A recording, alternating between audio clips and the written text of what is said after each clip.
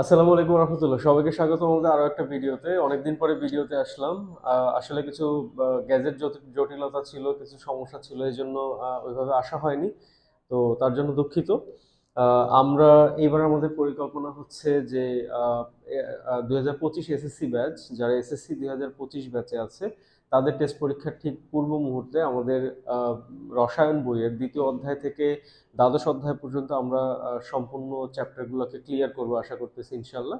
এবং আমরা প্রত্যেকটা চ্যাপ্টারের উপরে দুইটা করে ভিডিও বানাবো, এবং ভিডিও শেষের ভিডিওতে, মানে 2 নম্বর ভিডিওতে, প্রত্যেকটা চ্যাপ্টারের 2 নম্বর ভিডিওতে আমরা ওই অধ্যায় রিলেটেড কি কি প্রশ্ন বোর্ডে আসে, কিংবা কিভাবে ঘয়ের প্রশ্ন আসে, বা জ্ঞানমূলক অনুধাবনমূলক কিভাবে আসতে পারে, সেই জিনিসগুলো আমরা একটু আলোচনা করে দিব। তো আর কথা না বলে চলো হচ্ছে আমরা ক্লাসে ফিরে আসি। আমাদের রসায়নের হচ্ছে দ্বিতীয় যে অবস্থা বা দ্বিতীয় অধ্যায় যেটা আছে ক্লাস 10-এর জন্য, যেহেতু নতুন 9 হচ্ছে নতুন কারিকুলামের অন্তর্ভুক্ত। সো যারা 9-এ আছে, যদিও তারা পদার্থের অবস্থা এখান থেকে নাই, যারা 9-এ আছে নতুন কারিকুলামে, তারাও এই ভিডিওটা দেখে নিতে পারে। তারপরও আমরা রেকমেন্ড করবো যারা ক্লাস 10 আছে শুধু তারাই দেখুক। ওকে, আমরা দ্বিতীয় যে চ্যাপ্টারটা আছে সেটা হচ্ছে পদার্থের অবস্থা। যখনই কাউকে প্রশ্ন করব যে পদার্থ কয় অবস্থায় থাকতে পারে, তখন তোমাদের মাথায় একটাই উত্তর চলে আসে যে পদার্থ 3 অবস্থায় থাকতে পারে, এবং সেই 3 অবস্থাটা কি কি? কঠিন, তরল, গ্যাসীয়, এই 3টে অবস্থা। কিন্তু পদার্থ প্রকৃতপক্ষে 4 অবস্থায় থাকতে পারে। একটা হচ্ছে কি কঠিন, তরল, গ্যাসীয় এবং প্লাজমা। আমাদের 4 নম্বর যে অবস্থা সেটা হচ্ছে প্লাজমা অবস্থা। আমরা প্লাজমা অবস্থা কি সেটা ব্যাখ্যা করব, তার আগে আমরা একটু বলি কঠিন, তরল, গ্যাসীয় কাকে বলে। আমি যদি প্রশ্ন করি কঠিন পদার্থ কাকে বলে, তাহলে হয়তো অনেকেই তোমাদের মধ্যে প্রশ্ন চলে আসে যে কঠিন পদার্থকে কঠিন পদার্থ বলে, এটা আবার কি কেমন প্রশ্ন, যে কঠিন পদার্থ কাকে বলে? ডেফিনেটলি না, কঠিন পদার্থের প্রকৃতপক্ষে সংজ্ঞা আছে। এই সংজ্ঞাটাকে আমরা শেখার জন্য আমাদের যে জিনিসগুলো একটু জানতে হবে সেটা হচ্ছে, একটা পদার্থ আমরা জানি অসংখ্য ক্ষুদ্র ক্ষুদ্র কণা দ্বারা গঠিত। এই যে কণা দ্বারা গঠিত, অর্থাৎ একটা পদার্থে অসংখ্য লক্ষ কোটি কণা আছে, সেই কণাগুলোর বেশ অনেক ধরনের শক্তি কিংবা গতি আছে। আবারও বলছি, বেশ অনেক ধরনের শক্তি কিংবা গতি আছে। এই গতি বা শক্তিগুলো কি কি সেটা আমাদের জানতে হবে। যদিও এটা প্রায় 7 ধরনের, বাট আমরা তোমাদেরকে সহজভাবে বোঝানোর জন্য এখান থেকে কাটছাট করে 3টা গতি আমরা শিখাই দিচ্ছি। একটা হলো কি, একটা হলো হচ্ছে আন্তঃআণবিক আকর্ষণ শক্তি। আমরা এখানে শক্তি হিসেবে এটাকে বিবেচনা করছি। 1 নম্বর হলো কি আন্তঃআণবিক আকর্ষণ শক্তি, 2 নম্বর হলো হচ্ছে গতিশক্তি, এবং 3 নম্বর হচ্ছে, আমরা 3 নম্বর, আমরা বারবার বলতেছি এখানে শক্তি অনেক ধরনের আছে। 3 নম্বর হচ্ছে আবর্তন শক্তি। আমরা 3 ধরনের শক্তি নিয়ে আমরা কথা বলছি এখানে। যদি এই আবর্তন শক্তিটা আমাদের আলোচনার বিষয়বস্তু না, পদার্থের অবস্থা দেখার জন্য তারপর আমরা একটু আলোচনা করে দিব। এখন কথা হচ্ছে যে আন্তঃআণবিক আকর্ষণ শক্তি কি, আমরা যদি একটু ভাঙাই, এটা দ্বারা কি বোঝায়? এই আন্ত শব্দের অর্থ হচ্ছে মধ্যবর্তী। আমরা অনেকেই যারা ট্রেনে চড়ি বা ট্রেনে যাওয়া আসা করি, তারা দেখি মাঝে মাঝে লেখা থাকে আন্ত মহানগরীয় ট্রেন। এই আন্ত শব্দের অর্থ হচ্ছে মধ্যবর্তী, মানে মহানগরের মধ্যে যেই ট্রেনগুলো চলাচল করে তাকে আন্ত মহানগরীয় ট্রেন বলা হয়। তো আমরা এখানে বলতেছি আন্ত শব্দের অর্থ হচ্ছে কি মধ্যবর্তী। আন্ত শব্দের অর্থ হচ্ছে মধ্যবর্তী। আণবিক শব্দের অর্থ হচ্ছে অণু, বা আণবিক শব্দটা আসে অণুর থেকে আর কি। তাহলে আমরা সহজেই বলতে পারি কি আন্তঃআণবিক শক্তি মানে হচ্ছে কি অণুর মধ্যবর্তী আকর্ষণ শক্তি। অর্থাৎ পদার্থ অসংখ্য ক্ষুদ্র ক্ষুদ্র কণা নিয়ে গঠিত, সেই কণাগুলোর মধ্যবর্তী যে আকর্ষণ শক্তি সেটাকে আমরা বলেছে আন্তঃআণবিক আকর্ষণ শক্তি। 2 নম্বরে গতিশক্তি। গতিশক্তি আমরা সবাই বুঝি যে প্রত্যেকটা পদার্থই অসংখ্য কণা দিয়ে গঠিত, এবং এই কণাগুলো প্রচন্ডভাবে ছোটাছুটি করতে চায়।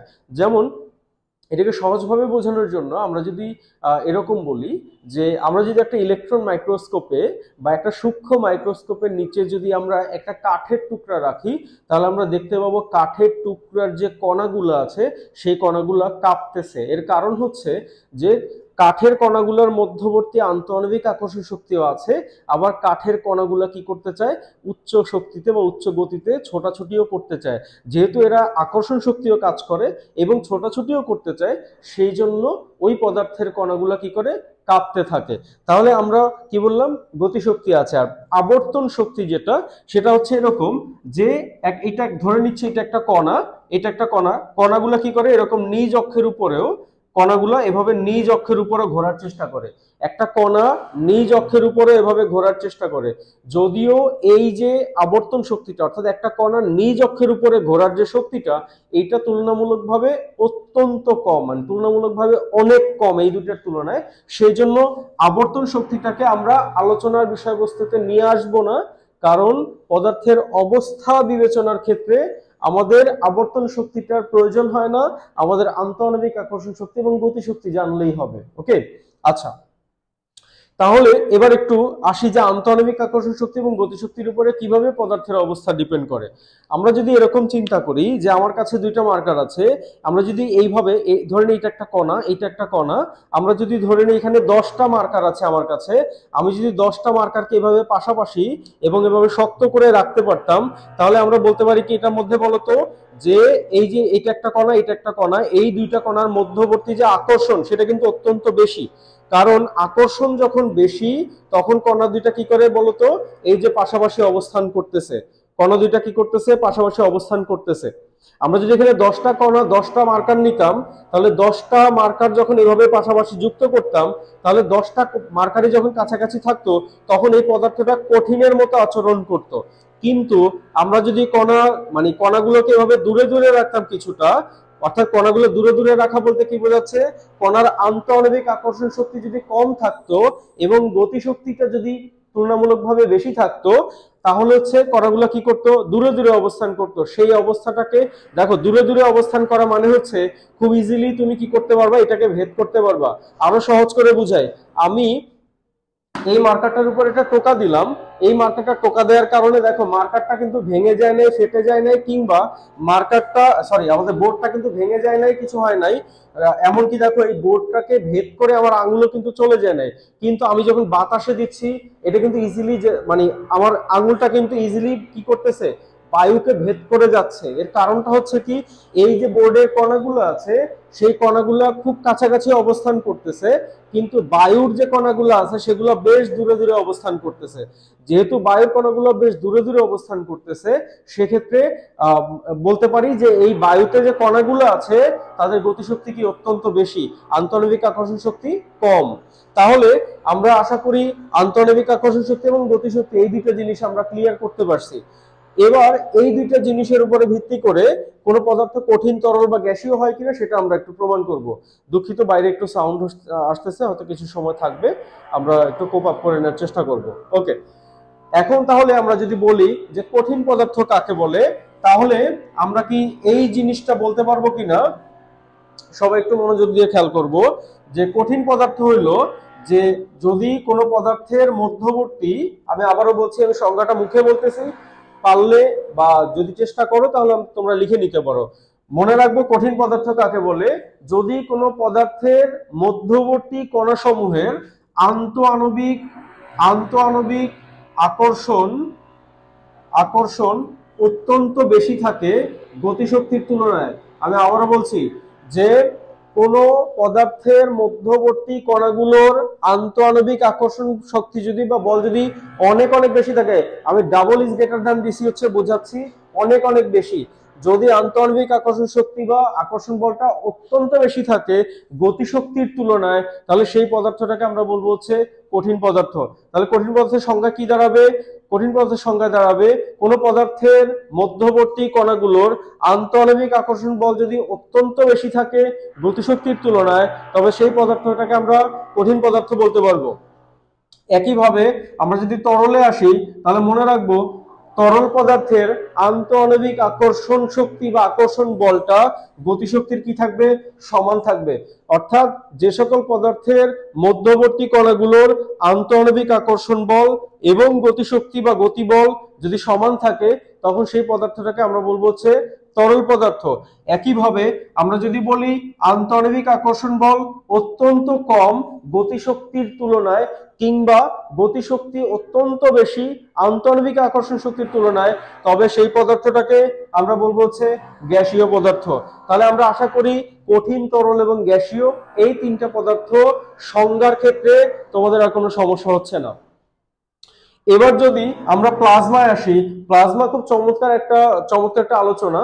প্লাজমা যখনই মাথায় আসবে তোমার, তখন তুমি যেটা মনে রাখবা সেটা হচ্ছে গ্যাসের আয়নিত অবস্থা।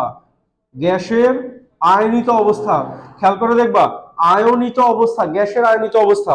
এই আয়নিত, এটাকে একটু মার্ক করে দিলাম।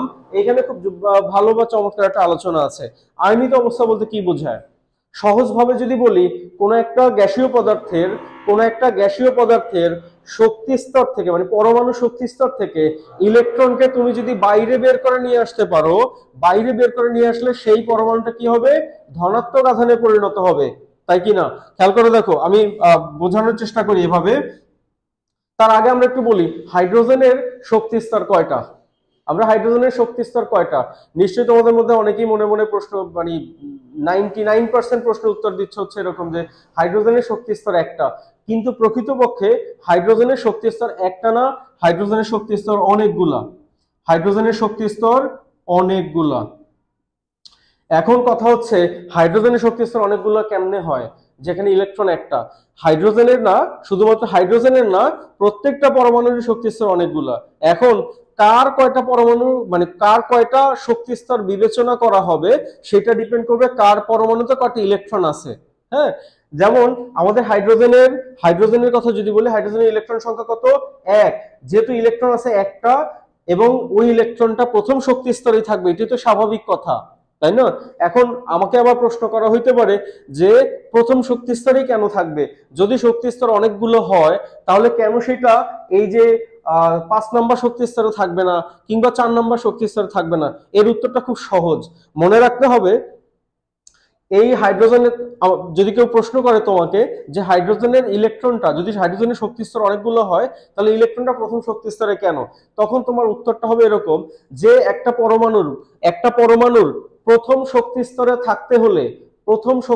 থাকতে হলে একটা ইলেকট্রনের যতটুকু শক্তি দরকার, কিংবা প্রথম শক্তি স্তরে যতটুকু শক্তি, ততটুকুতে হাইড্রোজেনের একটা ইলেকট্রন কি করবে? প্রথম ইলেকট্রনটা অবস্থান করতে পারবে। আমি আরো সহজ করে বলি, ব্যাপারটা হচ্ছে এরকম যে কোনো পরমাণুর প্রথম শক্তি স্তরে থাকতে হলে একটা ইলেকট্রনের যতটুকু শক্তি দরকার, হাইড্রোজেনের ইলেকট্রনের ততটুকু শক্তি আছে।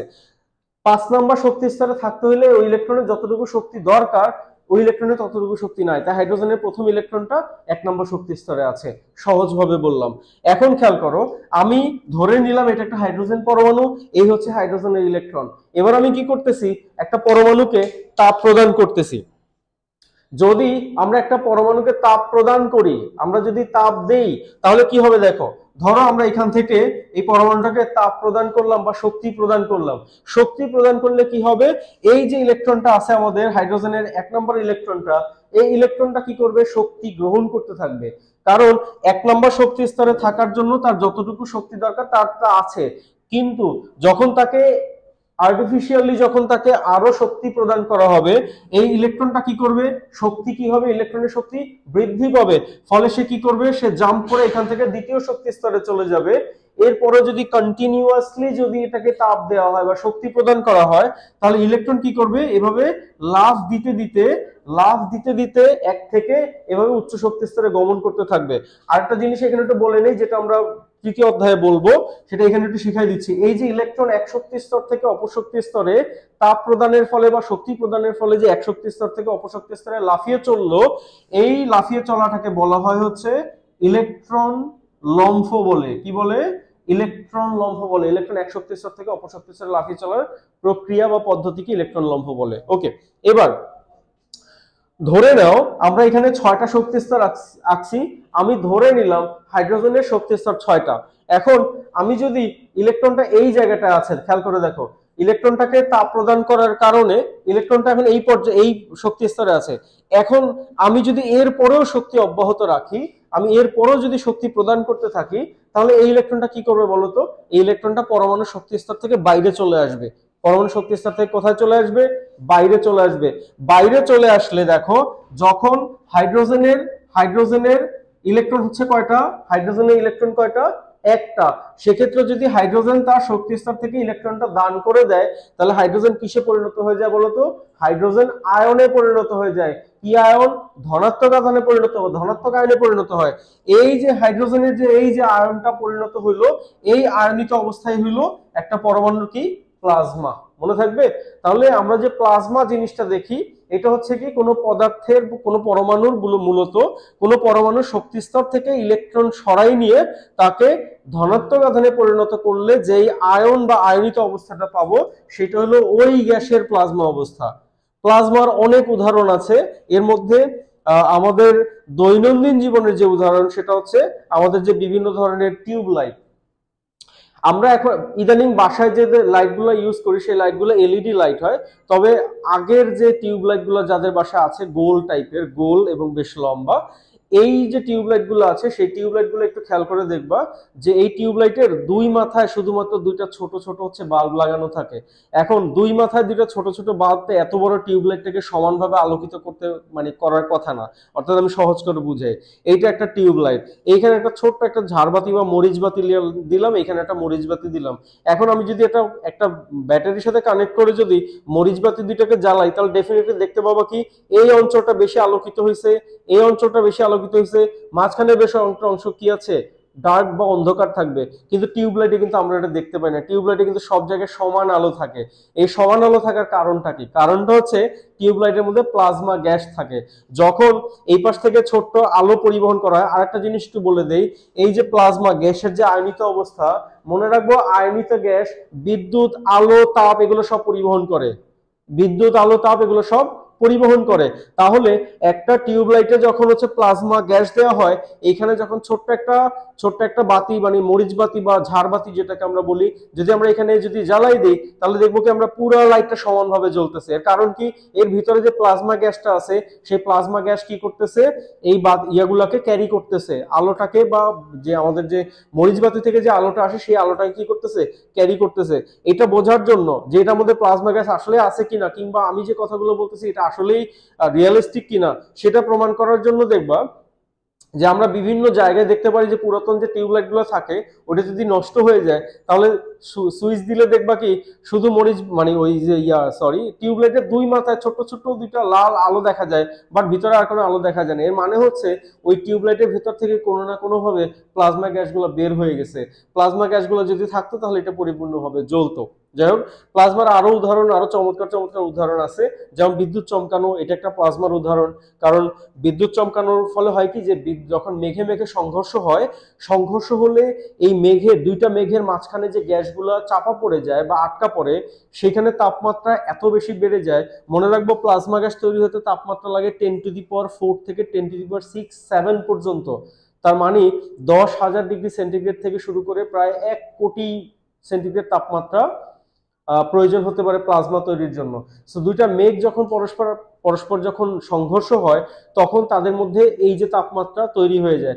তাপমাত্রা তৈরি হলে ওই মেঘের মাঝখানে যে গ্যাসটা থাকে বা বায়ুটা থাকে, সেই বায়ুটা কি হয়, এই যে ইলেকট্রনগুলা, সেই বায়ুর মধ্যে যে পরমাণুগুলো থাকে, সেই মানে মৌল বা মৌলের পরমাণু, সেগুলো ইলেকট্রনগুলো এভাবে করে কি হয়, বাইরে বের হয়ে গিয়ে ধনাত্মক আধানে পরিণত হয়। আর এই ধনাত্মক আধানে পরিণত হওয়ার কারণে দেখা যায় কি একটা জায়গার ফুলকি মানে খেয়াল করে দেখবা যে বিদ্যুৎ চমকালে একসাথে সব জায়গায় আলোকিত হয় না, একটা জায়গা থেকে তৈরি হয় এবং চারদিকে ছড়ায় যায়। এর মানে হচ্ছে একটা জায়গা থেকে আগে বিদ্যুতের ফুলকিটা তৈরি হয়, এবং যেই যেই জায়গায় প্লাজমা গ্যাস তৈরি হয়েছে ওই জায়গায় আসলে কি হয়, ছড়ায় যায়। আশা করি প্লাজমা নিয়ে তোমাদের কোনো প্রশ্ন নাই, যদিও প্লাজমা নিয়ে তোমাদের বইতে কোনো আলোচনা নাই, বাট আমি চেষ্টা করলাম প্লাজমা নিয়ে যত ডিটেল করে দেওয়ার আর কি। ওকে, এটা গেল আমাদের প্লাজমা। তাহলে আমাদের কি গেল, পদার্থ কয় অবস্থায় থাকতে পারে? 4 অবস্থায় থাকতে পারে। একটা হচ্ছে কি কঠিন, তরল, গ্যাসীয়, এবং লাস্ট অফ অল হচ্ছে কি প্লাজমা। আমরা এখানে 4টা বিষয় নিয়ে আলোচনা করে দিলাম সংজ্ঞা সহ। এবার আমরা যেটা নিয়ে কথা বলবো সেটা হচ্ছে ব্যাপন। ব্যাপন কাকে বলে আর নিঃসরণ কাকে বলে? ব্যাপন কাকে বলে এবং নিঃসরণ কাকে বলে? ব্যাপন আমরা একটা কাজ করব, ব্যাপনের আমরা 3টা শর্ত বা বৈশিষ্ট্য শিখবো। 3টা বৈশিষ্ট্য, ব্যাপন নিঃসরণে 3টা বৈশিষ্ট্য শিখবো। বৈশিষ্ট্য শিখলে এক হচ্ছে কি ব্যাপন আর নিঃসরণে তোমার যদি কখনো পার্থক্য আসে, তুমি পার্থক্যগুলো লিখতে পারবা। আবার ব্যাপন এবং নিঃসরণে যদি সংজ্ঞা আসে, সেটাও তুমি সাজিয়ে লিখতে পারবা। 1 নম্বর হচ্ছে ব্যাপনের 1 নম্বর বৈশিষ্ট্য আমরা যেটা লিখবো সেটা হচ্ছে কঠিন, তরল ও গ্যাসীয়। কঠিন তরল গ্যাসীয় তিন পদার্থের ক্ষেত্রেই আমরা পদার্থ লিখে দিচ্ছি, তিন পদার্থের ক্ষেত্রে 2 নম্বর হচ্ছে আমাদের উচ্চ ঘনত্বের স্থান থেকে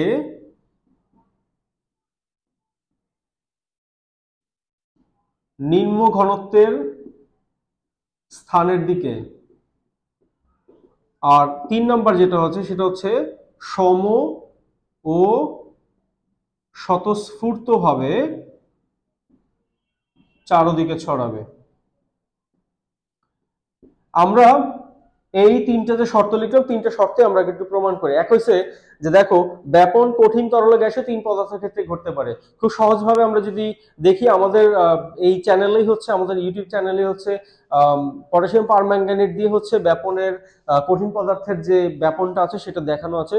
তোমরা চাইলে একটু একটু দেখে নিতে পারো। শর্টসের মধ্যে, শর্টসে না, আমাদের একটা ভিডিওতেই আছে, ভিডিওটা আপলোড করা আছে। এখানে হচ্ছে আমরা পটাশিয়াম পারম্যাঙ্গানেট কঠিন অবস্থায়, মানে কঠিনকে আমরা যখন পানির মধ্যে দিব তখন সেটা কি, কঠিনটা কিভাবে ছড়াই পড়বে সেই ভিডিওটা দেয়া আছে। তরল আমরা ইজিলি বুঝতে পারি। যেমন ধরো এটা ওখানে আছে, আমাদের যে ব্লু আছে, আমাদের যে কাপড় কাচার যে ব্লু বা নীল বলি আমরা যেটাকে নীল বলি, সেই নীল যে আছে, নীলকে তুমি পানির মধ্যে দিলে দেখবে এক সময় কি হচ্ছে, নীলটা পানিতে সমানভাবে চারদিকে ছড়াই যাচ্ছে। ঠিক আছে, তো চারদিকে যেহেতু ছড়াই যাচ্ছে নীলটা, সুতরাং সেটা হচ্ছে কি আমাদের বলতো, তাহলে তরলের ক্ষেত্রে কি ব্যাপন দেখা যাবে। কঠিনের যেমন আমরা পটাশিয়াম পারম্যাঙ্গানেট আমরা দেখি ক্লাস শেষে দেখাই দিতে পারি কিনা, ক্লাসটা শেষ করে, যে কঠিন পদার্থের ব্যাপন দেখানো যায়, তরল পদার্থের ব্যাপন দেখানো যায়, গ্যাসীয় পদার্থের ব্যাপন দেখানো যেতে পারে। আমরা চেষ্টা করি এখন একটু দেখাই দেওয়ার।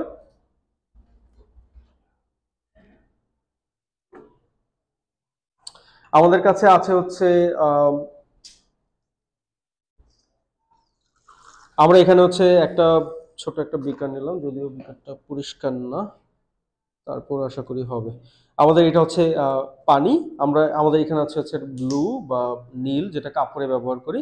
আমরা যদি এই পানির মধ্যে যদি ব্লু বা নীলটাকে ছেড়ে দিই, দেখো এটা আস্তে আস্তে কিন্তু ছড়াই পড়তেছে না, এই যে দেখো এটা আস্তে আস্তে চারিদিকে ছড়াই পড়তেছে। যেহেতু আমরা এখানে দেখতে পাচ্ছি যে এটা কি হচ্ছে, নীলটা প্রথমে দেওয়ার পরে এবং এটা পানির চারদিকে ছড়াই পড়তেছে, তার মানে কি এখানে তরলের ব্যাপন হচ্ছে। হ্যাঁ, তরলের ব্যাপন হচ্ছে।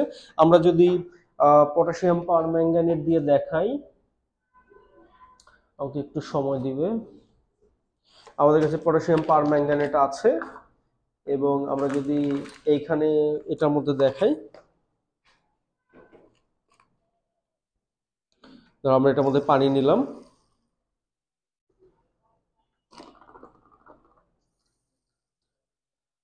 এটার মধ্যে আমরা পানি নিলাম, আমরা পটাশিয়াম পারম্যাঙ্গানেট যদি এর মধ্যে একটু দিয়ে দিই,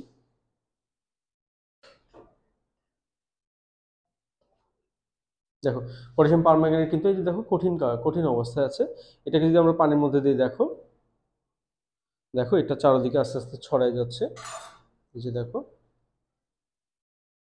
চারদিকে ছড়াই যাচ্ছে, তার মানে আমরা কিন্তু ইজিলি বুঝতে পারতেছি যে কঠিন পদার্থের কিন্তু ব্যাপন ঘটে। ঠিক আছে, আবার তরলেরও কি ঘটলো, ব্যাপন ঘটলো। এবার যদি আমরা গ্যাসীয় পদার্থের কথা বলি, খুব ইজিলি, এটা তোমরা সবাই জানো যে বডি স্প্রে, পারফিউম, এগুলো যদি আমরা ইউজ করি তাহলে এটা কিন্তু চারদিকে ছড়াই পড়ে, তাই না? এবং আমরা মানে গ্যাসীয় পদার্থ ছড়াই পড়ে। সুতরাং আমরা বলতে পারি কি, তাহলে কঠিন, তরল এবং গ্যাসীয় তিন পদার্থের ক্ষেত্রে ব্যাপন সম্ভব, নাম্বার 1। নাম্বার 2 হলো উচ্চ ঘনত্বের স্থান থেকে নিম্ন ঘনত্বের স্থানের দিকে যাবে। আমরা দেখো যখন এই যে কঠিন পদার্থটা দিলাম, এটা দেখো এখনো যদি তুমি খেয়াল করে দেখো যে উপরের অংশের কিন্তু মানে পানির যে কালারটা সেটা কিন্তু অনেক হালকা এবং নিচের অংশে কিন্তু পানির কালারটাকে অনেক বেশি গাঢ়। তাহলে এই যে দেখো, তার মানে এই অংশটার এখন কিন্তু ঘনত্ব বেশি, এই অংশটা কিন্তু ঘনত্ব বেশি।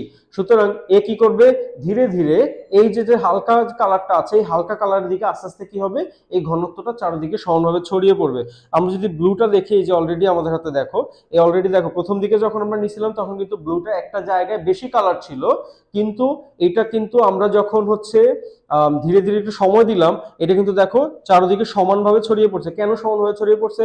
কারণ প্রথম দিকে যে যখন আমরা দিছি তখন সেটা উচ্চ ঘনত্বের জায়গা ছিল, পরবর্তীতে যখন এটাকে আমরা হচ্ছে মানে রেখে দিছি তখন এটা কি হয়েছে, উচ্চ ঘনত্বের জায়গা থেকে ধীরে ধীরে কম ঘনত্বের জায়গার দিকে আস্তে আস্তে ছড়ায় পড়ছে। দেখো এই যে এটা সমানভাবে ছড়ানো আছে কিন্তু। ওকে, এবার যদি আমরা দেখি তাহলে হচ্ছে উচ্চ ঘনত্বের স্থান থেকে নিম্ন ঘনত্বের স্থানের দিকে কি করবে, ছড়িয়ে পড়বে। এইটুকু তো বুঝতে পারতেছি। ওকে, এবার দেখো মোস্ট ইম্পর্টেন্টলি সম স্বতঃস্ফূর্ত ভাবে ছড়াচ্ছে কিনা, that's the very important point. কারণ সম স্বতঃস্ফূর্ত ভাবে ছড়ায় পড়তেই হবে। কিভাবে দেখো, আমরা যদি এই যে ব্লুটা আমাদের কাছে আছে, এই ব্লুটার যদি আমরা এই পাশ থেকে 1 চামচ যদি ব্লু উঠাই এবং এই পাশ থেকে 1 চামচ ব্লু উঠাই, তাহলে কিন্তু আমরা কোনো কালারের কিন্তু কোনো তারতম্য দেখতে পাবো না। অর্থাৎ এই পাশের যতটুকু কালার পাবো, যে কালারটা পাবো, এখান থেকে আমরা সেম কালারটুকুই পাবো। তার মানে হচ্ছে, আরো সহজভাবে বলি, যেমন ধরো তুমি একটা বাটিতে হচ্ছে চিনির শরবত বানাইলা, এখন তুমি বাটির এই পাশ থেকে 1 চামচ চিনির শরবত খাবা, এই পাশ থেকে 1 চামচ চিনির শরবত খাবা, তুমি খুব ইজিলি দেখতে পাবো কি দুইটার দুই পাশে চিনির পরিমাণ কি আছে, সমান আছে। সমান থাকার কারণ কি বলতো, কারণ চিনিটা পানির মধ্যে সমানভাবে ছড়িয়ে পড়ছে, মানে সমভাবে ছড়িয়ে পড়ছে। স্বতঃস্ফূর্ত ভাবে আমরা কেন বলতেছি স্বতঃস্ফূর্ত ভাবে, দেখো যখন আমরা এখানে পটাশিয়াম পারম্যাঙ্গানেটটা দিচ্ছি, এটা কি কোনো নির্ধারিত নিয়ম ছিল যে এখানে পটাশিয়াম পারম্যাঙ্গানেট দেওয়ার পরে সে উত্তর দিকে আগে ছড়াবে না তাহলে দক্ষিণ দিকে ছড়াবে? ধরো তুমি একটা বডি স্প্রে ইউজ করলা, বডি স্প্রেটা এখান থেকে ইউজ করার পরে বা পারফিউমটা ইউজ করলা, করার পরে তোমার কি কোনো নির্ধারিত নিয়ম আছে যে এই স্প্রেটা হচ্ছে আগে উত্তর দিকে যাবে, না হলে আগে দক্ষিণ দিকে যাবে, না হলে আগে পশ্চিম দিকে যাবে? এই ধরনের কিন্তু কোনো নিয়ম নাই, রাইট? কোনো ধরনের এই ধরনের কোনো শর্ত নাই। যদিও তুমি যদি বাতাসের প্রবাহ চেঞ্জ করো বা তুমি যদি এর উপরে কোনো তুমি আর্টিফিশিয়ালি কোনো প্রভাব খাটাও, তাহলে সেটা ভিন্ন কথা। কিন্তু সাধারণ অবস্থায় তুমি একটা পারফিউম বা বডি স্প্রে ইউজ করলে সেটা কখনোই নির্ধারিত নিয়ম অনুসারে কোনো একদিকে যাবে না। এটা কি হবে, সমভাবে স্বতঃস্ফূর্ত হবে, মানে যার যেই দিকে ইচ্ছা সেই দিকে সে ছোটাছুটি করে হচ্ছে চারদিকে ছড়াই পড়বে। সো এটা মাথায় রাখতে হবে, আমাদের স্বতঃস্ফূর্ত হবে চারদিকে ছড়াতে হবে। তাহলে কি বললাম, এবার যদি আমি ব্যাপনের সংখ্যাটাকে তোমাদেরকে একটু শিখাই, দেখো তো আমরা কিভাবে বলতে পারি, কঠিন তরল ও গ্যাসীয় পদার্থের উচ্চ ঘনত্বের স্থান থেকে নিম্ন ঘনত্বের স্থানের দিকে সম স্বতঃস্ফূর্তভাবে ছড়িয়ে পড়ার প্রক্রিয়াকে ব্যাপন বলে। আবারও বলছি, কঠিন তরল ও গ্যাসীয় পদার্থের উচ্চ ঘনত্বের স্থান থেকে নিম্ন ঘনত্বের স্থানের দিকে সম স্বতঃস্ফূর্তভাবে ছড়িয়ে পড়ার প্রক্রিয়াকে ব্যাপন বলে। আশা করি ব্যাপন নিয়ে কোনো প্রবলেম নাই। তারপর ব্যাপন হার পড়াইতে গেলে আমরা আরো ডিটেল করবো ইনশাল্লাহ। এবার আমরা যদি একই সাথে একটু নিঃসরণটা একটু দেখাই ফেলি, নিঃসরণটার জন্য আমার কি কি শর্ত প্রযোজ্য হবে। নিঃসরণের জন্য প্রথম যে শর্ত সেটা হচ্ছে শুধুমাত্র গ্যাসীয় পদার্থের ক্ষেত্রে, তাহলে মনে রাখবো আমাদের নিঃসরণ হবে শুধুমাত্র গ্যাসীয় পদার্থের ক্ষেত্রে। 2 নাম্বার হচ্ছে উচ্চ চাপের অঞ্চল থেকে নিম্ন চাপের অঞ্চলের দিকে, উচ্চ চাপের অঞ্চল থেকে নিম্ন চাপের অঞ্চলের দিকে যাবে। এখন অনেকে প্রশ্ন করে চাপ কেন বললাম, উপরে তো ঘনত্ব বললাম। মনে রাখবো যে একটা গ্যাসীয় পদার্থকে চাপ প্রয়োগে আমি যদি ধরো আমি এই কঠিন পদার্থটাকে চাপ প্রয়োগ করলাম, এটা কিন্তু সংকুচিত হয়েছে। অথবা ধরো আমি এভাবে করে চাপ প্রয়োগ করলাম, এটা কিন্তু সংকুচিত হয়েছে, কিন্তু খুবই সামান্য। আমি যদি এই বোর্ডটার উপরে চাপ প্রয়োগ করি, এটা কিন্তু সংকুচিত হয়েছে, কিন্তু সেটা খুবই সামান্য।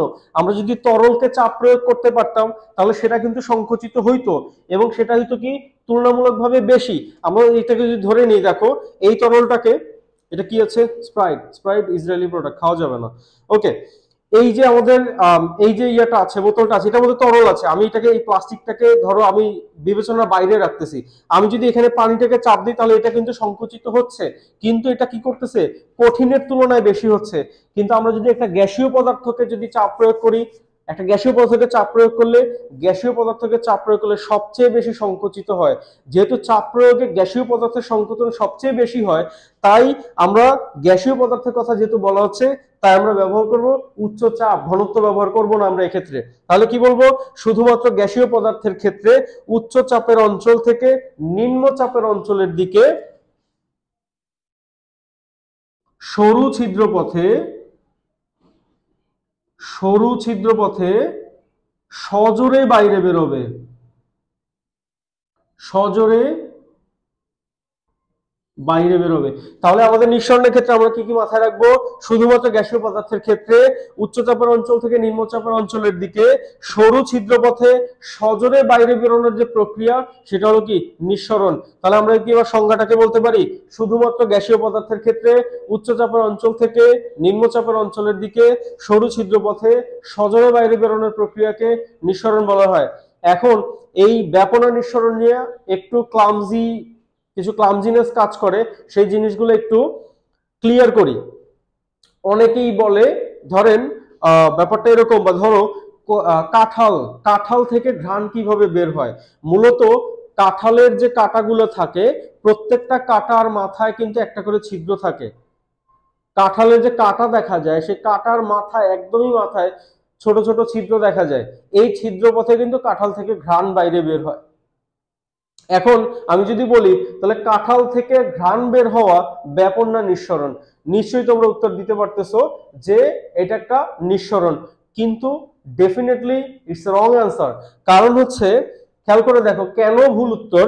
আমরা এটা 9-10 অনেক গাইডে অনেক বইতে এরকম করে উল্টাপাল্টা দেয়া থাকে, বাট এটা অনার্স লেভেলে মাস্টার্স লেভেলে বেশ কিছু বিষয় পড়লে এই জিনিসটা ক্লিয়ার হওয়া যায়। আমি এটাকে একটু ক্লিয়ার করে দিই তোমাদেরকে। দেখো প্রথম ব্যাপারটা হইছে কাঁঠালের ভেতরে গ্যাসীয় পদার্থ বাইরে বেরোচ্ছে, সেটা ঠিক আছে, এটা নিয়ে কোনো কোয়েশ্চেন নাই, এই শর্তটা মেনে চলছে যে এটা গ্যাসীয় পদার্থের ক্ষেত্রে হচ্ছে, এটা নিয়ে আমার কোনো কোয়েশ্চেন নাই। দ্বিতীয়টা হচ্ছে উচ্চ চাপের অঞ্চল থেকে। আচ্ছা আমাকে বলো তো কাঁঠালের ভেতরে কি উচ্চ চাপ আছে? মানে কাঁঠালের ভেতর কি ব্যাপারটা এরকম বেলুনের মতো যে বেলুনকে চাপ দিলাম ডেবে গেল, আবার ছেড়ে দিলাম আগের অবস্থায় চলে আসলো? কাঁঠালের ভেতরে কিন্তু উচ্চ চাপ নাই। আবারও বলছি কাঁঠালের ভেতরে উচ্চ চাপ নাই, নাম্বার ওয়ান। তার মানে এইটা তথ্যটা মানে নাই যে উচ্চ চাপের অঞ্চল থেকে নিম্নচাপের অঞ্চল দিকে যাচ্ছে, সেটা মানে নাই। ধরে নিলাম কাঁঠালের ভেতরের ঘ্রাণ যেহেতু বেরোচ্ছে, ধরে নিলাম যে কাঁঠালের ভেতরের কিছুটা চাপ আছে, মানে উচ্চ চাপ নাই বাট সামান্য চাপ আমি ধরে নিলাম। ধরে নিলেও এইখানে আবার দেখতে হবে এটা সরু ছিদ্র পথে বেরোচ্ছে সেটা ঠিক আছে, কিন্তু সে সজোরে বাইরে বেরোচ্ছে কিনা। সজোরে বাইরে বেরোচ্ছে না। আমরা কাঁঠালের গায়ে কিভাবে হাত দিলে বুঝতে পারি যে কাঁঠাল থেকে ঘ্রাণ বেরোচ্ছে? না, এটা বোঝা যাচ্ছে না। তাহলে সরু ছিদ্র পথে বেরোচ্ছে কিন্তু সেটা সজোরে বেরোচ্ছে না। যেহেতু এরা এখানে দুইটা শর্তকে অনুসরণ করতেছে না, তার মানে কাঁঠাল থেকে ঘ্রাণ বের হওয়া নিঃসরণ না, এটা একটা ব্যাপন প্রক্রিয়া। কারণ ব্যাপন প্রক্রিয়া কি? কাঁঠালের ভিতরে ঘনত্ব বেশি, কাঁঠালের ভেতরে ঘনত্ব বেশি, কাঁঠালের উচ্চ ঘনত্বে, তাহলে কি হচ্ছে উচ্চ ঘনত্বের স্থান থেকে নিম্ন ঘনত্বের দিকে ইজিলি সে বেরিয়ে আসতে পারে বা ছড়াই পড়তে পারে এবং স্বতঃস্ফূর্ত হবে। দেখো এখানে কাঁঠাল থেকে ঘ্রাণ বের হওয়ার একমাত্র পথ হলো ছিদ্রপথটা যেটা আছে সেইটা। যদি ছিদ্রপথ না থাকতো তাহলে কি হতো? সে র্যান্ডমলি ছড়াই পড়তো। এখন ছিদ্রপথে বের হচ্ছে, সেটা তোমার কাছে মনে হচ্ছে যে এটা নিঃসরণ, বাট ছিদ্রপথে বের হইলেই যে নিঃসরণ হবে ব্যাপারটা এমন না, অবশ্যই সেটা সজোরে বাইরে বেরোতে হবে। তাহলে এবার আমাদের একটা প্রশ্ন আসে এখান থেকে ব্যাপনা নিঃসরণ থেকে, যে আমরা যে যদি পারফিউমের বোতল যদি বা স্প্রে করি, কোনো কিছু স্প্রে করলে ব্যাপন এবং নিঃসরণের মধ্যে কোনটা আগে ঘটে? ডেফিনেটলি আমরা জানি হচ্ছে যে স্প্রে বোতলের মধ্যে গ্যাসকে উচ্চ চাপে তরলীকৃত করে রাখা হয়। তার মানে হচ্ছে ওটা তুমি ঝাঁকানোর সময় তোমার কাছে মনে হবে এটা একটা তরল, বাট প্রকৃতপক্ষে এটার ভিতরে কি গ্যাস। তাহলে গ্যাসটাকে তরলীকৃত করে রাখা হয় উচ্চ চাপ প্রয়োগ করে। তাহলে আমরা ইজিলি বুঝতেই পারতেছি এর ভিতরে উচ্চ চাপ আছে, রাইট? এরপর আমরা যখনই স্প্রে মানে বাটনে যখন প্রেস করি তখন হচ্ছে কি হচ্ছে, বাটনের মুখটা যখন খুলে যাচ্ছে, মানে ছিদ্রপথটা বা সরু পথটা যখন খুলে যাচ্ছে, তখন ভেতর থেকে উচ্চ চাপের বায়ু কিন্তু বাইরে মানে নিম্ন চাপের দিকে ধাবিত হচ্ছে। কি ধাবিত হচ্ছে? গ্যাসীয় পদার্থ ধাবিত হচ্ছে। তাহলে আমরা কিন্তু এখান থেকে বুঝতে পারতেছি গ্যাসীয় পদার্থ ছিল উচ্চ চাপের অঞ্চল থেকে নিম্ন চাপের দিকে আসতেছে, সরু ছিদ্রপথে বেরোচ্ছে এবং সেটা সজোরে বেরোচ্ছে। তার মানে যে বডি স্প্রে থেকে যে বাটন প্রেস করলে যে গ্যাসটা বের হওয়া, সেই গ্যাসটা হচ্ছে কি, বের হওয়াটা কি একটা নিঃসরণ প্রক্রিয়া। কিন্তু বের হওয়ার পরে যখন আমরা একটা জায়গায় যখন স্প্রে করি তখন একটা জায়গা কি থাকে, তার ঘনত্ব প্রথমে বেশি থাকে, পরবর্তীতে সে চারদিকে কি করে ঘনত্বটা চারদিকে ছড়াই যায় এবং কি হয় সমানভাবে। কিভাবে সমানভাবে হয়? ধরো তোমার রুমে 5 জন ব্যক্তি আছে, এখন সেই 5 জন ব্যক্তিকে তুমি বাইরে বের করে নিয়ে তুমি রুমের একটা কর্নারে তুমি কি করলা, দুইটা স্প্রে করলা।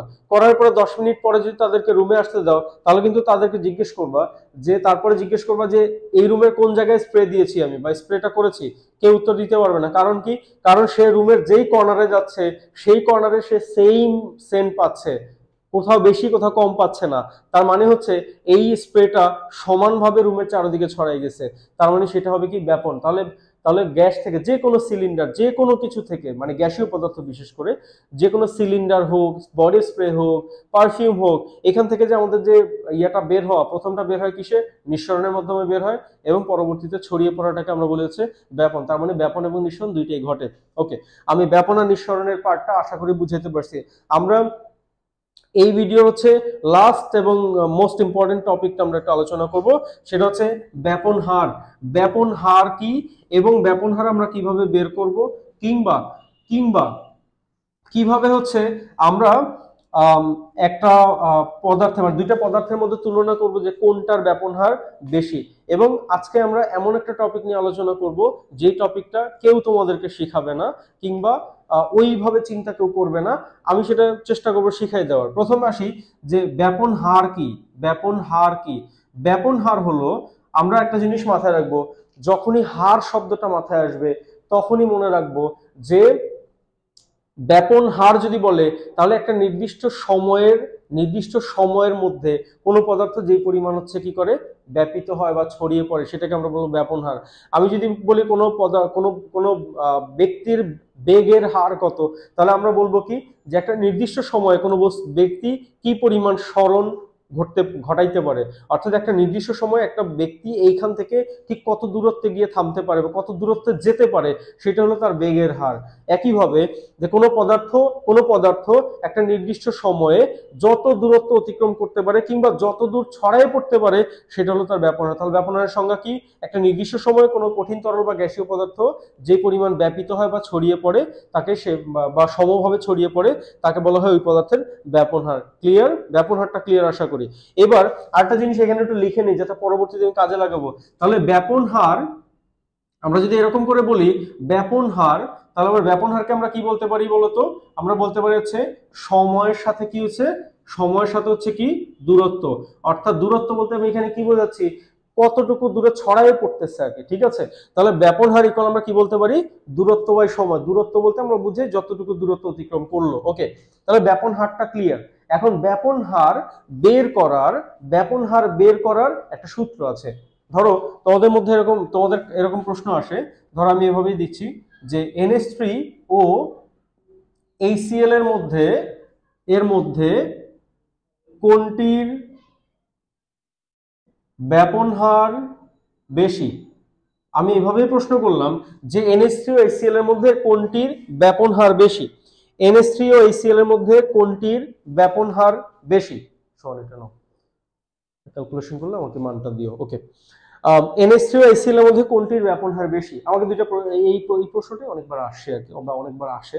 তাহলে আমরা এটাকে কি করব, আমরা ইজিলি আমাদের স্কুলে কি শিখায়, যার বা বই আমাদের কি শিখায়, বই শিখায় হচ্ছে যার আণবিক ভর যত বেশি তার ব্যাপন হার তত কম।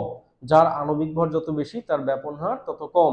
যার আণবিক ভর যত বেশি তার ব্যাপন হার তত কম। যার আণবিক ভর যত কম তার ব্যাপন হার তত বেশি। এখন ইজিলি আমরা এখানে দেখতে পারি যে NH3 এর আছে নাইট্রোজেনের 14, হাইড্রোজেনের 1 গুণন 3, তাহলে ইজিলি দেখতে পাচ্ছি 17, আর হাইড্রোক্লোরিক অ্যাসিড হাইড্রোজেনের হচ্ছে 1 আর 35.5, তার মানে হচ্ছে টোটাল 36.5। তার মানে আমি দেখতে পাচ্ছি হচ্ছে হাইড্রোক্লোরিক অ্যাসিডের ব্যাপন হার বেশি, তার মানে আণবিক ভর বেশি, এর ব্যাপন হার কম। আর NH3 এর আণবিক ভর কম, সুতরাং এর ব্যাপন হার বেশি। ইজিলি আমরা বলতে পারি। কিন্তু এতটুকু ব্যাখ্যা কখনো পরিপূরক হইতে পারে না। এতটুকু ব্যাখ্যা কখনো 3 বা 4 মার্কের জন্য যথেষ্ট না। দ্বিতীয়ত ব্যাপার হলো এই আলোচনাটা পুরোটা একটা থিওরিটিক্যাল আলোচনা। তোমার কাছে কোনো গাণিতিক কোনো প্রমাণ নাই, তুমি কোনো গাণিতিক প্রমাণ দিতে পারো না যে কেন আণবিক ভর বেশি হইলে তার ব্যাপন হারটা কম হবে। তোমার কাছে কোনো গাণিতিক প্রমাণ নাই, কিন্তু আমি তোমাকে গাণিতিক প্রমাণ দিয়ে শেখাবো। এই জিনিসটা তোমরা সবাই কম বেশি জানো যে আণবিক ভর বেশি হইলে ব্যাপন হার কম হয়, আণবিক ভর কম হইলে ব্যাপন হার বেশি হয়, এটা তোমরা জানো। এটা নিয়ে আমি আজকে কথা বলবো না, আমরা আলোচনা করব প্রকৃতপক্ষে আমরা কিভাবে ম্যাথমেটিক্যাল টার্ম এটা প্রমাণ করতে পারবো যে আণবিক ভর বেশি মানে কোনটার ব্যাপন হার বেশি। আমরা যে বলি যে আণবিক ভর বেশি হলে ব্যাপন হার কম, সেটা গাণিতিকভাবে কিভাবে আমরা প্রমাণ করবো সেটা আমরা একটু দেখাবো। এই গাণিতিকভাবে প্রমাণের জন্য আমাদের একটা সূত্র মাথায় রাখতে হবে, সেটা হচ্ছে গ্রাহামের ব্যাপন সূত্র। গ্রাহামের ব্যাপন সূত্র, যদিও গ্রাহামের ব্যাপন সূত্র ঘনত্বের উপরে নির্ভর করে, তার থেকেও আমি বলে দিচ্ছি। দেখো, গ্রাহামের ব্যাপন সূত্রটা হলো নির্দিষ্ট তাপমাত্রায়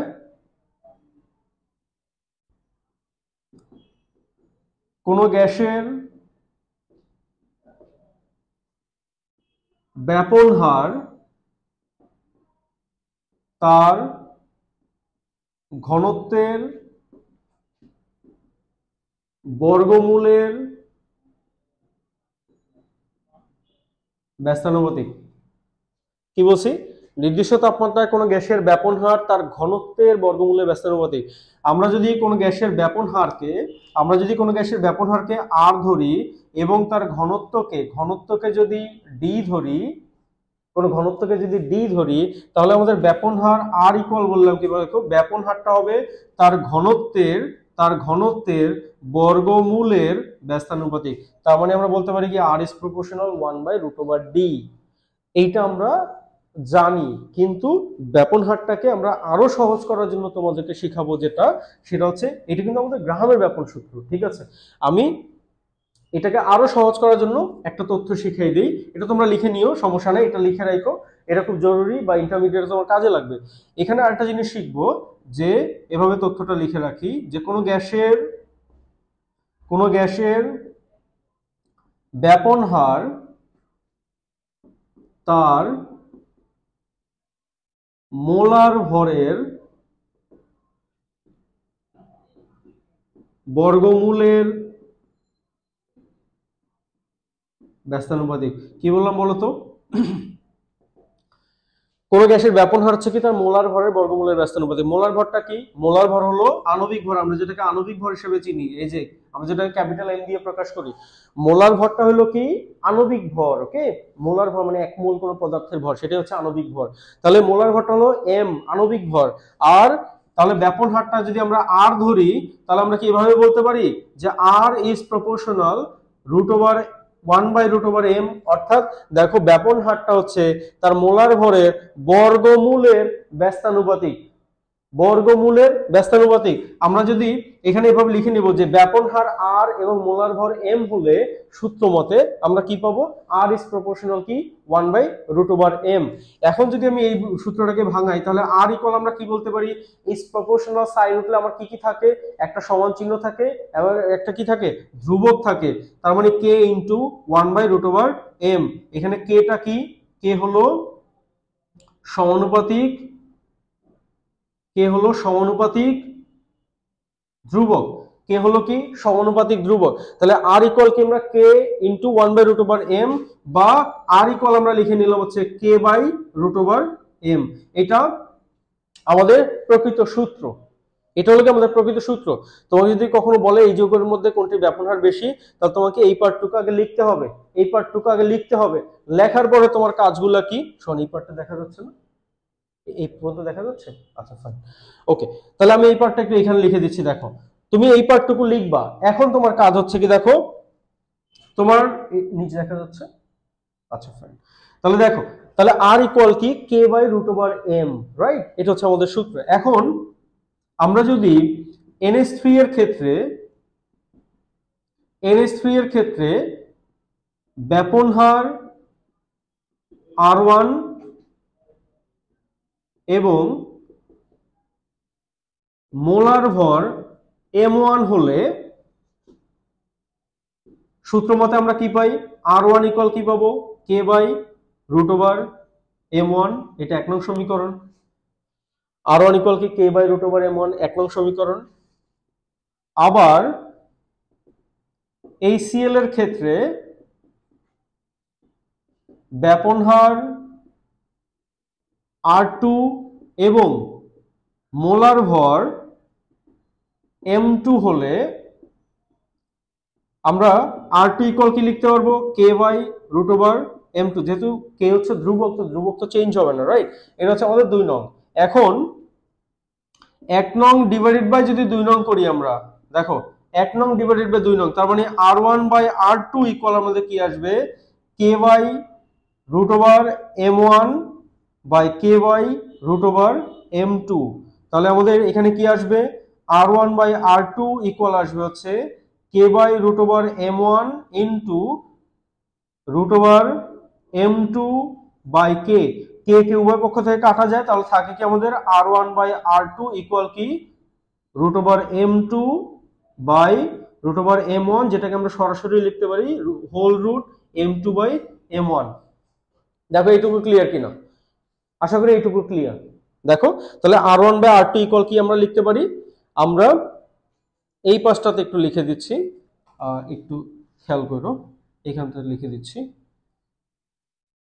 বাকি অঙ্কটা এখানে করে দিচ্ছি। দেখো তাহলে আমরা এখানে কি পাইলাম, বা r1/r2 ইকুয়াল কি পাইলাম, আমরা পাইলাম হচ্ছে √m2/m1। এখন দেখো তো আমরা যদি r1/r2 ইকুয়াল লিখি হচ্ছে, এখানে দেখো NH3 এর আণবিক ভর, NH3 এর আণবিক ভর m1, আমরা এখানে m1 তো ধরছিলাম। দেখো NH3 এর, এই যে NH3 এর আণবিক ভর বা মোলার ভরটা কি ধরছিলাম, m1। তাহলে m1 কত আসছে আমাদের, 14 যোগ 1 গুণ 3 সমান কত আসছে, 17। আর HCl এর আণবিক ভরটা কত আসছে, m2 সমান আসছে 1 + 35.5, দ্যাট মিন্স 36.5। তাহলে আমরা দেখো, আমরা যদি এখানে মান বসাই দিই, m2 কত আসছে আমাদের 36.5 ডিভাইডেড বাই আমাদের কত আসছে m1 কত আসছে 17। আমাকে একটু মানটা বের করে দাও তো সোহান, 1.465। তাহলে দেখো আমাদের কত আসছে, r1 ইকুয়াল কত আসছে 1.465, মানে r1/r2। বা r1 ইকুয়াল আমরা কি লিখতে পারি তাহলে 1.465 ইনটু r2। এখন ভেরি ইম্পর্টেন্ট থিং, এখানে খুবই গুরুত্বপূর্ণ একটা পার্ট, দেখো সবসময় মনে রাখবা। ধরো আমি যদি লিখি r1 ইকুয়াল 2 ইনটু r2, কি লিখলাম, আচ্ছা আমরা ধরো এখানে লিখতেছি হচ্ছে r1 ইকুয়াল 2 ইনটু r2, তার মানে r1 এর মানটা কি বলতো, r1 এর মানটা হলো r2 এর দ্বিগুণ। তার মানে কার মানটা আসলে বড় বলতো, r1 এর মানটা বড়। আবার বলছি, দেখো r1 এর মান হলো r2 এর দ্বিগুণ, তার মানে r1 এর মানটা কিন্তু এখানে বড়। সবসময় মনে রাখবো, এখানে মান যদি 1 দশমিক সামথিং হয়, আমরা যদি এভাবে লিখতাম r1 ইকুয়াল 1 ইনটু r2, তার মানে কি r1 আর r2 কি সেম, দুইজনে সেম। তার মানে একের থেকে যদি নিচে হয়, একের থেকে যদি এখানে মান যদি একের থেকে নিচে হয়, তাহলে এই মানটা ছোট। এইখানে মান যদি 0 দশমিক সামথিং হয়, মানে একের থেকে নিচে হয়, তাহলে এই r1 এর মানটা ছোট। কিন্তু এখানে যদি মানটা 1 দশমিক সামথিং হয়ে যায়, তাহলে অবশ্যই কি r1 এর মানটা বড়, কারণ r1 এর মান হলো r2 এর এত গুণ, 1.465 গুণ। তার মানে r1 এর মানটাকে এখানে বড়। তাহলে বলতো এখানে কি আমরা বলতে পারি r1 is greater than r2, খুব ইজিলি বলতে পারি r1 ইজ গ্রেটার দেন কি r2। তাহলে দেখো তো r1 টা কি ছিল, এই যে দেখো r1 টা ছিল ব্যাপন হার, কার ব্যাপন হার, NH3 এর ব্যাপন হার।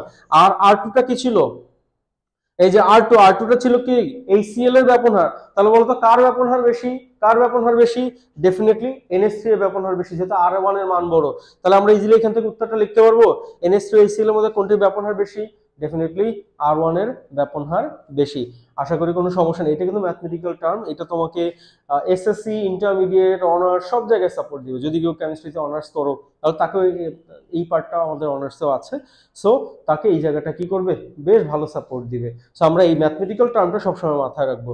আজকে আমরা লাস্ট যে টপিকটা দিয়ে দেখাবো এই ব্যাপন হার রিলেটেড, সেটা হচ্ছে তোমাদের হচ্ছে, আশা করি তোমরা তুলে নিতে পারছো, আমি মুছে ফেলতেছি। ওকে, দেখো আমাদের বইয়ে একটা প্রশ্ন আছে, সেই বইয়ের প্রশ্নটাকে আমরা কিভাবে আমরা একটু এটা রাখি, আমি খেয়াল করে দেখো। দেখো ধরো তোমাদের কাছে বা তোমাদের বইয়ে এরকম করে একটা প্রশ্ন থাকে প্রায়, যে এরকম একটা কাঁচনল থাকে, এখানে NH3, অর্থাৎ মূলত এখানে তারা বলে কি যে NH4, মানে NH4 হয়েছে অ্যামোনিয়াম হাইড্রোক্সাইড, যেটা অ্যামোনিয়াম হাইড্রোক্সাইড দেওয়া থাকে। বেসিক্যালি অ্যামোনিয়াম হাইড্রোক্সাইড হলো অ্যামোনিয়া এবং পানির মিশ্রণ। তার মানে তোমাকে এখানে বলা থাকে অ্যামোনিয়াম হাইড্রোক্সাইড, কিন্তু এক্স্যাক্টলি কি হয়, পানি তো এখানে বাষ্প হচ্ছে না, বেসিক্যালি এই অ্যামোনিয়াম হাইড্রোক্সাইড থেকে এই যে এদিকে ছড়াই পড়তেছে আসলে অ্যামোনিয়া। তো আমি এটাকে তোমার বোঝার সুবিধার্থে আমি এখানে অ্যামোনিয়া লিখে দিচ্ছি, বোঝার সুবিধার্থে, আর কিছু না। তাহলে দেখো এখানে অ্যামোনিয়া নিলাম, আর এখানে হাইড্রোক্লোরিক অ্যাসিডের সিক্ত একটা তুলা নিলাম। এখন কথা হয়েছে, ধরে নাও এই যে আমাদের কাঁচনলটা, এই কাঁচনলটা হচ্ছে, ধরে নিলাম আমি এটা 10 সেন্টিমিটার লম্বা, এই কাঁচনলটা 10 সেন্টিমিটার লম্বা। এখন তোমাকে বললো কি, যেহেতু এখানে NH3 এর ব্যাপন হার বেশি, আমরা মাত্র প্রমাণ করলাম, বললো কি ঠিক এই জায়গাটা এসে একটা সাদা ধোঁয়া তৈরি করলো। এখানে কি তৈরি করলো? সাদা ধোঁয়া। আমরা সাদা ধোঁয়াটা কি হবে সেটা নেক্সট ক্লাসে আমরা বলে দিব, মানে নেক্সট ক্লাসে বলে দিব বলতে ধোঁয়াটা আমরা সবাই জানি যে অ্যামোনিয়াম ক্লোরাইড, কিন্তু এখানে কি ধরনের পরিবর্তন সেটা আমরা পরের ক্লাসে বলে দিচ্ছি। এখানে তাহলে আমাদের কি বলছে, অ্যামোনিয়াম ক্লোরাইডের সাদা ধোঁয়া পাচ্ছি। এখন কথা হলো এই যে এইখান থেকে দেখো, এইখান থেকে যে কাঁচনলের দূরত্ব বললো এটা হচ্ছে 6 সেন্টিমিটার আর এটা হলো 4 সেন্টিমিটার। এখন কথা হলো ধরো 6 সেন্টিমিটার, আচ্ছা ধরো আমরা এখানে বলে দিলাম না, হ্যাঁ কিছু বললামই না, তোমাকে আমি প্রশ্নটা আরো একটু জটিল করে শিখাই। দেখো তোমাকে আমি বললামই না এখানে যে কোথায় মিলিত হয়েছে, এই যে ওকে। তাহলে আমাদের টোটালটা ইয়েটা কত বলতো? কাঁচনলটা হচ্ছে 10 সেন্টিমিটার, কাঁচনলটা 10 সেন্টিমিটার এবং এই জায়গাটা সাদা ধোঁয়া তৈরি করছে। এখন আমি তোমাকে প্রশ্ন করব যে সাদা ধোঁয়াটি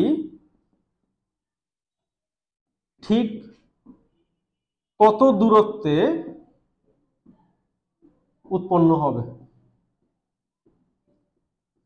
তোমাকে প্রশ্ন করলাম এই সাদা ধোঁয়াটা যে তৈরি হইল, এটা কাঁচনলটা কিন্তু 10 সেন্টিমিটার, বাট একে এক্স্যাক্টলি কত দূরত্ব তৈরি হয়েছে এটা তোমাকে বের করতে হবে। হয়তো ভাবনাটা অনেক জটিল কিন্তু উত্তরটা অনেক সহজ। কিভাবে দেখো, আমরা অলরেডি এখানে বের করছি। দেখো আমরা আগেরটাই কাজে লাগাচ্ছি, মানে আমি পুরো ডিসক্রিপশন আগে লিখতেছি না, আমরা আগেরটাই কাজে লাগাচ্ছি। R1/R2 ইকুয়াল আমরা কি পাইছিলাম? √M2/M1, এটা তো পাইছি না, √M2/M1। আরটা কি ছিল আমার বলো তো? আরটা কি ছিল? ব্যাপন হার। এখন এই ব্যাপন হারের ক্ষেত্রে এখানে একটা জিনিস খেয়াল করো তো, আমাদের টোটাল কাঁচনলটা কত বলো তো? টোটাল কাঁচনলটা 10 সেন্টিমিটার। আমরা ধরে নিচ্ছি অ্যামোনিয়া কর্তৃক অতিক্রান্ত দূরত্ব, আমি ধরে নিলাম x সেন্টিমিটার। তাহলে বলো তো HCl কর্তৃক অতিক্রান্ত দূরত্ব কত হবে? যেহেতু টোটালটা 10 সেন্টিমিটার, NH3 আসছে x সেন্টিমিটার পর্যন্ত, তাহলে আমাদের হাইড্রোক্লোরিক অ্যাসিড আসবে হচ্ছে 10 - x সেন্টিমিটার। খুব সহজভাবে NH3 যদি এখানে যদি ধরে নিই এইটা হচ্ছে x সেন্টিমিটার হচ্ছে দূরত্ব অতিক্রম করলো, তাহলে বাকি অংশটুকু কত হবে বলতো? 10 সেন্টিমিটার থেকে x সেন্টিমিটার মাইনাস করলে যে মানটা হবে এতটুকু হচ্ছে এখানে আসে। এখন আমাদের মেইন ব্যাপারটা কি বলতো, আমরা যদি x এর মানটা বের করে ফেলতে পারি তাহলে কিন্তু আমাদের দূরত্বটা পেয়ে যাব। এখন x এর মানটা যে বের করব সেটার ক্ষেত্রে আমরা কি হিসাব করব? দেখো এবার দেখো আমরা এই যে ব্যাপন হার, এই যে দেখো ব্যাপন হার R1, এই যে এখানে লিখে রাখছিলাম আমি, দেখো ব্যাপন হারটা হলো কি বলতো? দূরত্ব বাই সময়। আমরা খেয়াল করছো কিনা, আমরা যখন ব্যাপন হার সময় মানে ব্যাপন হারের সংজ্ঞা বলছি তখন কিন্তু বলছি নির্দিষ্ট সময়। তার মানে দুইটা পদার্থ কিন্তু একই সময় চলা শুরু করছে, দুইটা পদার্থ কিন্তু একই সময় ব্যাপিত হওয়া শুরু করছে। তার মানে দুইটা পক্ষে কি সময় কিন্তু একই, সময় কিন্তু কোনো পরিবর্তন নাই। তাহলে দেখো আমরা কি এভাবে লিখতে পারি? দেখো তো আমরা যদি ধরি NH3 এর ব্যাপন হার, সুতরাং লিখে দিচ্ছি, সুতরাং NH3 এর ব্যাপন হার আমরা R1 ইকুয়াল কি লিখতে পারি বলতো? x/t। কারণ দেখো NH3 কত দূরত্ব অতিক্রম করছে? x দূরত্ব অতিক্রম করছে, আর সময় কত? t।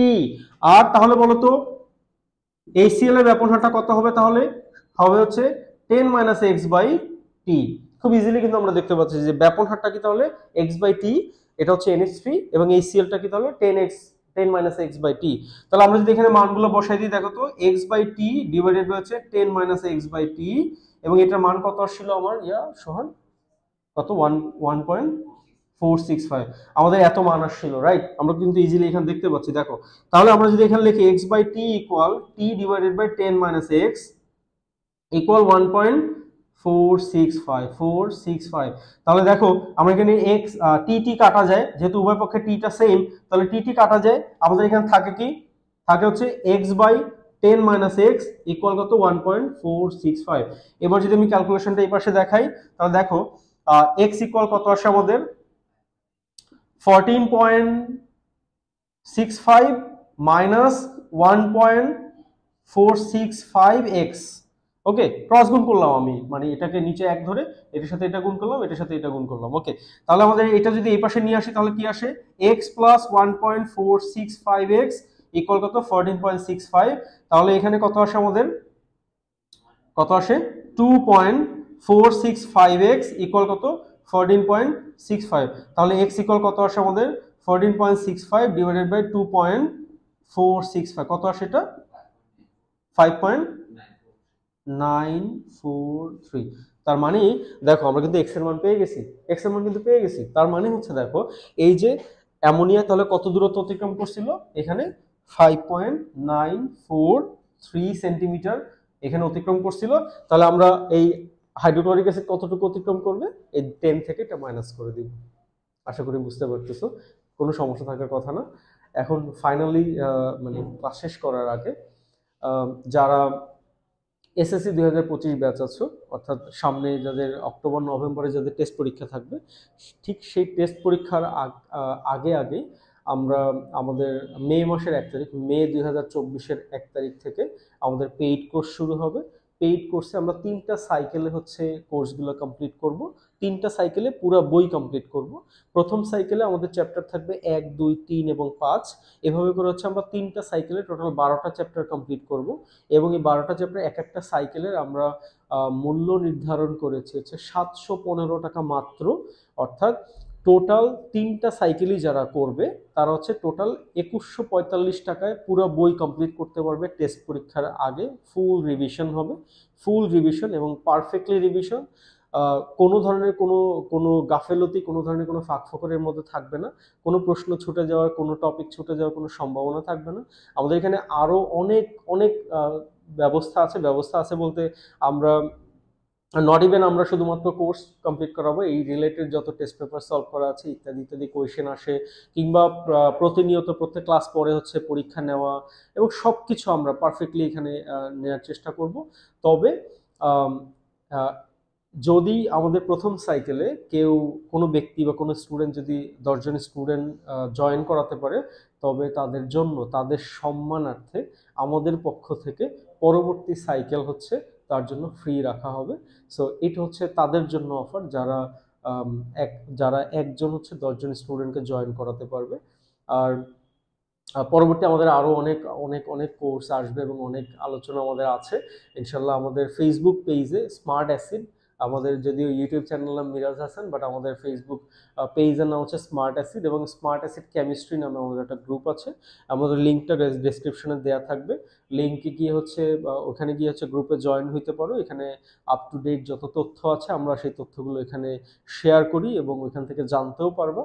সো আরেকটা ব্যাপার হচ্ছে যে আমি ডিরেক্ট ইন্টারাকশনে থাকবো, অর্থাৎ কারো যদি আমাদের এই কোর্স চলাকালীন মানে সাইকেল চলাকালীন কারো যদি কোনো ধরনের কোনো প্রবলেম হয়, সেটার জন্য আমি সহ আমাদের যে এবার টিম মেম্বাররা আছে, টিম মেম্বাররা আমরা আলহামদুলিল্লাহ এবার মানে মানে খুবই স্মার্ট এবং চমৎকার লেভেলের টিম মেম্বার নিয়েছে, টিমটা গঠন করতে পারছি। আমাদের যারা কোর্স কমপ্লিট করার পরে যারা কোনো ধরনের কোনো প্রবলেম ফেস করবে, সেই প্রবলেমগুলো সলিউশন দেওয়ার জন্য আমি তো আছি, সাথে হচ্ছে আমাদের স্টুডেন্ট আছে। আমাদের স্টুডেন্ট বলতে সোহান আছে, ও এবার বুয়েটে কেমিক্যাল ইঞ্জিনিয়ারিংয়ে চান্স পেয়েছে। সো আমার সাথে পুরোপুরি তোমাদেরকে হচ্ছে হোল অ্যাসেসমেন্টে রাখবে। হ্যাঁ, কোনো সমস্যা থাকলে ও দেখবে এবং প্রপার গাইডলাইন, যখন যে গাইডলাইন দেওয়া দরকার সেটা আমার সাথে সাথে হচ্ছে সোহানও তোমাদের পাশে থাকবে ইনশাল্লাহ। তো এই পর্যন্ত সবাই সুস্থ থাকবে, ভালো থাকবে, আমাদের জন্য দোয়া করবো। পরবর্তী ভিডিওটা যদি দেখতে চাও বা আরো অনেক কিছু মজার মজার জিনিস শিখতে চাও, তাহলে হচ্ছে চ্যানেলটাকে সাবস্ক্রাইব করবে এবং আমাদের পাশে থাকবে। প্লাস আমাদের প্রতিনিয়ত কিন্তু আমাদের বিভিন্ন প্র্যাকটিক্যাল হচ্ছে শেয়ার হচ্ছে গ্রুপের মধ্যে, আমাদের পেজের মধ্যে, আমাদের গ্রুপ ফেসবুক গ্রুপের মধ্যে, ইউটিউব চ্যানেলের মধ্যে। সো আমাদের সাথে থাকবে ইনশাল্লাহ। আসসালামু আলাইকুম।